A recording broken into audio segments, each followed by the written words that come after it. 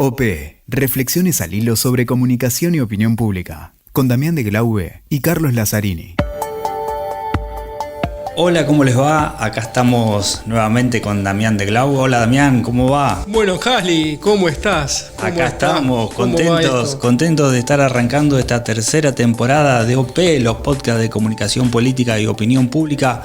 Una tercera temporada que la hemos alineado, la hemos pensado, la hemos planificado en función de una serie de libros y de conversaciones que vamos a tener con los autores de esos libros, donde se habla básicamente de comunicación política, de campañas, de comunicación de gobierno, bueno, de riesgo y de crisis tan de moda por estos tiempos, una variada selección de autores y autoras de libros que vamos a trabajar durante esta tercera temporada.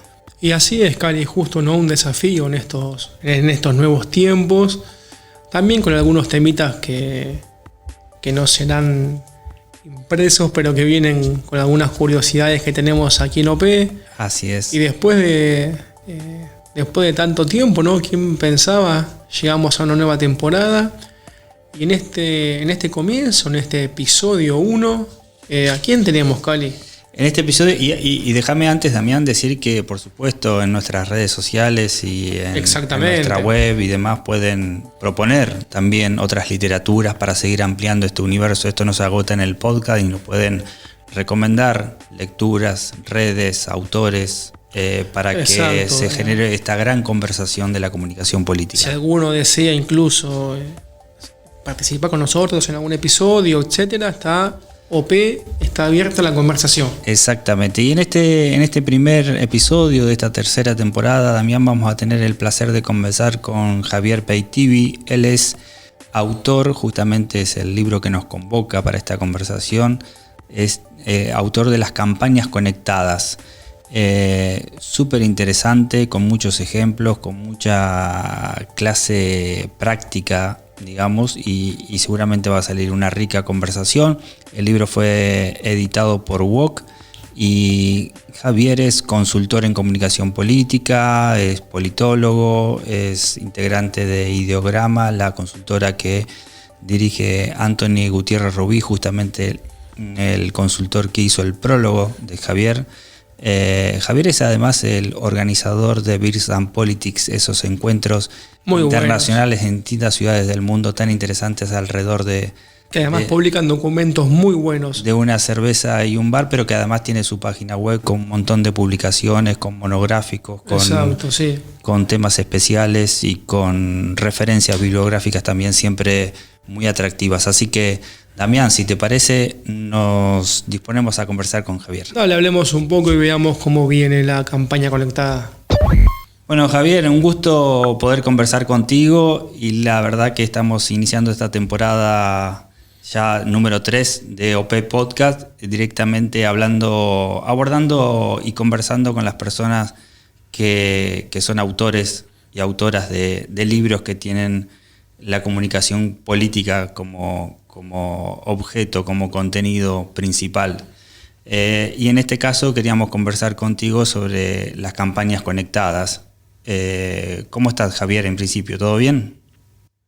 Sí, todo bien. Pues bueno, muy honrado de la invitación.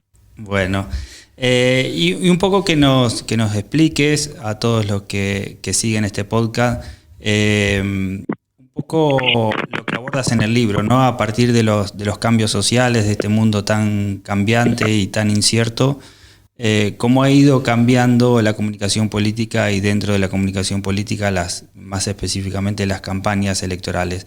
Digamos que a grandes rasgos, en principio, ¿cuáles has observado a partir de los casos de estudio, los ejemplos que das en el libro y demás? ¿Cuáles, si tuvieras que mencionar los principales cambios que notas en estas campañas electorales?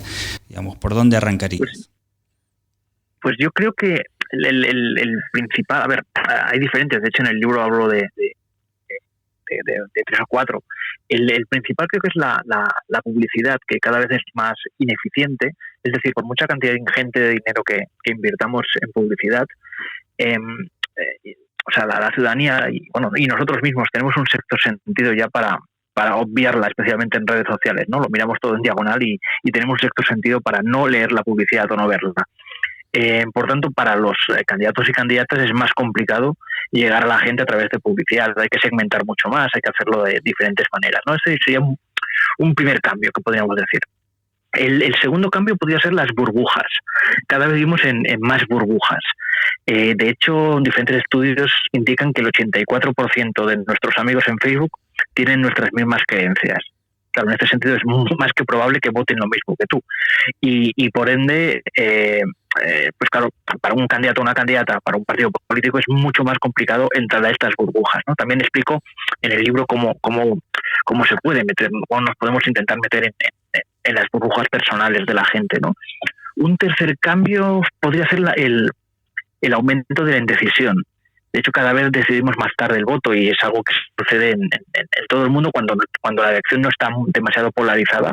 Es algo que va aumentando, ¿no? La media a 15 días de las elecciones está entre el 35 y el 40% de gente que aún no sabe que va a votar. Y otro cuarto problema, cambio, podría ser la volatilidad electoral, la infidelidad de voto. Hay gente, yo qué sé, mi padre mismo toda la vida votó a un partido y cambió hace 5 años, pero yo he votado un montón de partidos y cada nueva generación le cuesta mucho menos cambiar de voto, especialmente en elecciones locales, ¿no? Y en este sentido, si lo juntamos todo, lo que nos queda es una campaña que es más permanente que nunca, que hasta el último segundo tenemos que hacer campaña, tenemos que comunicar y tenemos que intentar convencer a la gente, ¿no? Y en realidad el libro de lo que va es de, muy bien, tenemos estos cambios, ¿cómo podemos convencer a la gente indecisa, a la gente que aún no sabe o no está muy segura de qué votar, ¿no? Y el cuidado de la cuestión es a través de la generación de percepciones. Si yo genero constantemente percepciones positivas, lo que aumento es la memorabilidad y el votante indeciso, que lo primero que piensa en un político es que todos son iguales de malos. Mi objetivo es que piense, oye, todos son iguales, todos son malos, todos son corruptos, lo que tú quieras, pero este al menos, oye, me cae mejor, me parece mejor o creo que me va a robar menos. Y imagínate cómo están las cosas. Acabo de hacer un resumen a toda hostia. Muy bien. Generalmente las campañas van, salvo que haya otro objetivo, pero generalmente los principales candidatos tienden a diseñar sus estrategias para apuntar al indeciso, al gris, al que está en el medio, ¿no? A aquel que digamos, extienda los límites del voto propio. ¿Qué tan difícil es por lo menos en el universo digital? Porque después quisiera que me cuentes un poco si esto va solamente del online, también del offline, ¿no? Cómo conviven las dos formas. Pero qué difícil con esto que mencionabas de las burbujas, ¿no? Llegarle a aquel que no es parte de nuestro universo. Sí, es cada vez más complicado, ¿no? Sobre el tema online y offline, de hecho, el libro se llama Las campañas conectadas y esto viene de una historia personal. Yo estaba en una campaña presidencial, bueno, que a veces nos metemos dentro de la campaña y participamos como si fuéramos parte de un equipo, ¿no? Y yo estaba en el equipo online y jamás llegué a conocer al equipo de comunicación tradicional. Estaba a la otra punta del edificio. Y era una pérdida de oportunidad porque tanto lo que nosotros comunicamos como lo que comunicaban ellos, pues sí, obviamente tenía el mismo trasfondo, pero no estaba coordinado, ¿no? Y se llaman las campañas conectadas porque si realmente, o sea, para mí no hay diferencia entre una campaña online y de offline. El mensaje tiene que ser el mismo, el público tiene que ser el mismo, público objetivo. Es decir, que si yo imaginaos que mi candidato o mi candidata es buenísimo en la calle, ¿no? En el tú a tú. Y cada día, yo qué sé, lo saco una mañana y habla con 20, 30 personas. Son 20, 30 personas que van a recordar muchísimo a mi candidato o mi candidata, que les va a caer mucho mejor y que van a hablar de él a sus amigos. Muy bien, pero si además de estas 30 personas que veo en la calle, yo genero contenidos mostrando pues su cercanía, su proximidad, su buen hacer en la calle, ¿no? Con sus conversaciones, pues puedo llegar a muchísimo más gente de modo online. Y lo mismo al revés. Si mi candidato o candidata es buenísimo en redes y tiene un montón de seguidores, pero jamás consigo que estos seguidores luego bajen a la calle a hacer campaña por mí o a hablar con sus amigos en un bar sobre mi campaña, oye, pues tampoco me funcionará. Eso es la campaña conectada, ¿de acuerdo? Y sobre lo que comentabas de entrar en burbujas, es justo lo que estaba comentando ahora mismo. Si yo no... A ver, podemos hacer la mejor campaña del mundo, o sea, me da igual quién sea tu candidato, o sea, como si es Schwarzenegger, Obama, el que tú quieras. Si no hacemos ambas campañas on y offline, estamos muertos. Y si no conseguimos movilizar a activistas para que hablen de nosotros en sus círculos de amigos, sean on y offline, y ahí está el tema de las burbujas, vamos a perder sí o sí. Porque podemos hacer la mejor campaña del mundo, pero si nadie habla de ella en sus círculos de confianza, que son los que verdaderamente consiguen persuadir, vamos a fallar. ¿Qué tal, Javier? Te agradezco la deferencia de que estés aquí con nosotros contándonos un poquito tu experiencia. La verdad que el libro es genial. Y un poquito quería que nos cuentes con este hilo de guía. ¿Hay alguna diferencia en la campaña conectada municipal o local con la campaña conectada nacional? Quizás tengan alguna lógica distinta o, digamos, la vestimenta es la misma, cambian los actores. Hombre, obviamente son diferentes campañas, es decir, la teoría es la misma, el objetivo es el mismo, el conocer a tu público y cómo haces campaña y tu estrategia es la misma. Lo que obviamente lo que haces en municipales no puedes hacer en presidenciales. Yo en municipales puedo tener a mi candidato o candidata en la calle casi todo el tiempo. Y además más tiempo esté en la calle, mucha más gente va a conocer, mucho más contenidos voy a generar. Pero yo a una campaña presidencial, aunque esté al mismo tiempo mi candidato o candidata presidencial, obviamente va a conocer a muchísima menos gente en porcentaje respecto a la población, ¿no? Y en ese caso aumenta la importancia de tanto nuestras percepciones, las percepciones que creamos a través de imágenes, a través de contenidos en medios, otras cosas que podemos hacer online, obviamente varía, pero no tanto por el tipo de campaña, sino por el porcentaje de público que podemos llegar. Javier, ¿cómo pensás que ha cambiado, si crees que ha cambiado la comunicación política en general y si querés también las campañas a partir de la pandemia, ¿no? ¿Qué cambios más notorios, qué revisión, qué autocrítica, qué reset ha hecho o debe hacer la comunicación política en función de lo que hemos por ahí aprendido o no en esta pandemia? Además de seguramente haber limitado mucho el consumo de cerveza y de los encuentros de Beers and Politics, ¿no? Pero ¿qué otro cambio has notado?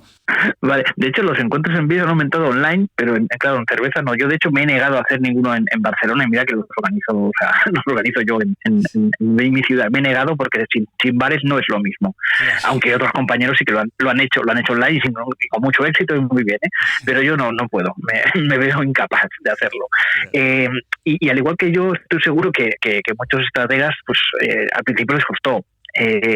Porque pasamos de, ahora no tanto obviamente, ¿no? Porque las cosas por suerte van mejorando poco a poco, pero al principio pues claro, con la gente en sus casas, pues todos los encuentros quedaron cerrados, y lo que aumentó fue los encuentros online, y yo sobre esto diría, explicaría dos cosas, ¿no? La primera es que aunque nos preparemos para hacer un montón de cosas online, la calle sigue siendo importante, aunque no veamos a casi nadie, aunque solo tengamos 4 encuentros, aunque veamos a alguien solo tomamos un café con 2 personas, me da igual, sigue siendo importantísimo y te explico el por qué. Porque si todos nuestros encuentros son en Zoom, la escenografía, las imágenes son de todas iguales, no conseguimos un cambio, ¿no? Y de hecho esto le pasó a Joe Biden. Si recuerdas, en marzo su equipo le preparó un set bestial en su sótano para crear contenidos online. ¿Qué pasó? Que mientras él creaba contenidos online constantemente, Trump estaba en la calle generando un montón de contenidos, imágenes, encuentros, acciones, y eso le generaba muchísima más notoriedad. En cambio Biden pues se quedaba estancadísimo. Tan estancado que a partir de julio lo sacaron a la calle, aunque sea con todas las medidas de seguridad, hablando con poquísima gente. Oye, pero ahí cambió la campaña, porque ya salió a la calle, ¿no? Claro. Es el primer punto que quería tocar. Y el segundo punto, ya voy más rápido, el segundo punto, al generar contenidos online tenemos que pensar que aburrimos muchísimo más a la gente. un contenido de más de una hora, hostia, es horrible, y más si es algo político de escuchar a alguien, ¿no? Sí. Intentar hacerlo mucho más entretenido, con que participe más gente. Obviamente tiene que hablar el candidato o la candidata, pero hostia, hagamos más cosas, ¿no? Que entretengan. Yo siempre un pequeño truco que uso es decirle a la gente, a ver, imagina que tienes tu televisión, ¿qué te gustaría que la gente viera, ¿no? Y un buen ejemplo, y ya termino con esa pregunta, es cosas que hacía ahora alcaldesa, candidata socialista en París, Anne Hidalgo, que era alcaldesa y se presentó en junio a la reelección y ganó. Ella hacía constantemente encuentros, no tanto políticos, sino para hablar del futuro de París. Invitaba a grandes expertos, a sociólogos, a urbanistas. Oye, cualquiera se podía conectar, la votara o no. Hostia, estoy generando un contenido de interés y llamo más la atención de la gente, estoy haciendo cosas, en la prensa puede hablar de esto, pero de un meeting de 2 horas, por mucho que esté en Facebook Live, es horripilante. También me refería más allá de esta dicotomía o esta convivencia que seguramente debe haber entre el online y el offline, también me refería a cierta revisión que tiene que haber entre los consultores políticos, entre la comunicación política en general. Me imagino unas campañas con menos nivel de promesas, ¿no? La pandemia nos ha mostrado esta incertidumbre en la que vivimos y el riesgo, ¿no? Que vivimos en una sociedad del riesgo. Entonces ser más prudentes, más genuinos, prometer menos, mayor atención al cuidado, bajar un poco los decibeles en ese sentido, ¿no? Me imagino, tal vez esto pase también, y volvamos. Sí, también, sí, volveremos, pero sí, tienes razón, estoy de acuerdo contigo en esto, ¿no? Y de hecho lo hemos visto a lo largo de toda la pandemia, cuando los liderazgos que más han triunfado, entre comillas, obviamente han triunfado por su buena gestión con la pandemia y también han triunfado por que eran mucho más empáticos que no otros, ¿no? De hecho, yo no recuerdo, creo que en junio de 2020, yo analicé, como sabéis, lo sabéis seguro, lo que es el efecto Rally Round the Flag, es decir, que cuando hay una gran crisis, de repente la ciudadanía empieza a confiar mucho más en su líder o en su presidente o presidenta, y siempre suben en valoración. Yo analicé en junio, no recuerdo si fueron 14 o 15 líderes mundiales, y cómo habían aumentado su valoración positiva, ¿no? Lo habían hecho todos, algunos más, otros menos, pero solo había 3 que habían bajado su valoración. Eran Bolsonaro, eran Trump y era Boris Johnson. Claro. Los 3, si recordáis, los más populistas de toda la lista, las personas que más habían negado la pandemia, aunque luego obviamente cambiaron de opinión. Bueno, Bolsonaro no, pero el resto cambiaron de opinión. O sea, quiere decir que si hay algo que haya funcionado, que haya ido bien en esta pandemia, si es que hay algo, ya te lo digo yo así, podría ser a lo mejor que mucha gente se ha dado cuenta que el populismo no acaba de... O sea, el populismo y la mala gestión realmente hacen daño a la valoración de los líderes. Y eso es la única buena noticia de esta pandemia. Xavier, y una última consulta, agradeciéndote de nuevo el tiempo. ¿Qué espacio ocupa la escucha en esta campaña conectada? Viste que hablé... El político o los políticos y a veces los consultores hablamos mucho de lo que decimos, lo que comunicamos, y se habla poco de lo que se escucha o de lo que se obtiene mediante la escucha.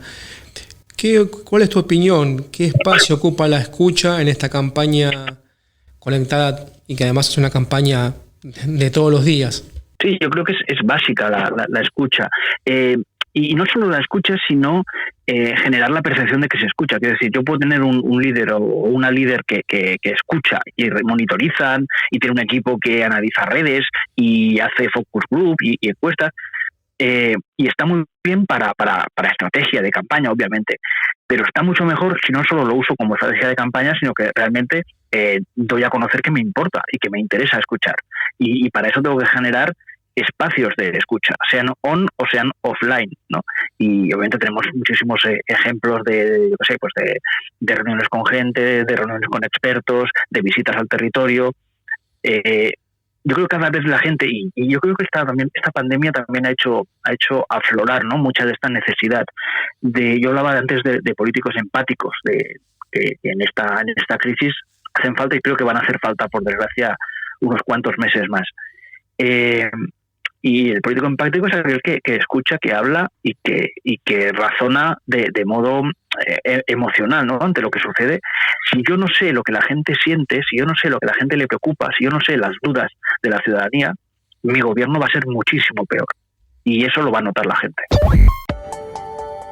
Bueno, Damián, bueno, Cali, ¿qué comienzo? Lindo charlar con Javier, siempre es un amigo, la verdad hemos podido conversar con él cuando estuvimos en España. Colega politólogo sí. Un genio además. Él está en Barcelona, bueno, en realidad también viajando por el mundo cuando la pandemia lo permite y dando clases, un docente muy solicitado en distintas universidades. Y me quedo, no sé, vos, Cali, con este concepto, ¿no? De la conexión, no solo en la campaña, sino en los hechos de campaña, sino en los candidatos, sino en los candidatos con la gente, la escucha, el ida y vuelta.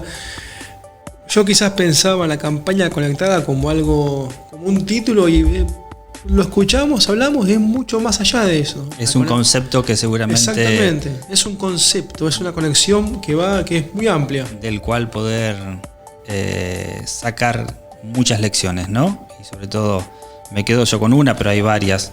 Esto del error que se suele cometer cuando se separa lo digital de lo físico, de lo territorial, de lo personal, ¿no? Es algo que ya convive muy, y es Javier nos contaba de ese ejemplo de lugares que casi ni se ven, dos mundos que en realidad tienen que ir de la mano y en sintonía con la estrategia de campaña. Exactamente, así que bueno, Cali, un buen comienzo. Y nos volvemos a encontrar, ya saben, nos siguen en las redes, nos proponen libros, nos proponen autores, nos proponen publicaciones. OP-podcast. Exactamente, o nos googlean, nos buscan porque nos pueden encontrar en Twitter, en Instagram y demás plataformas. Estamos en casi todos lados. Bueno, Cali, ha sido un gusto de nuevo que comencemos esta nueva temporada. Un saludo a todos y nos encontramos en el segundo episodio. OP, reflexiones al hilo sobre comunicación y opinión pública, con Damián de Glaube y Carlos Lazzarini.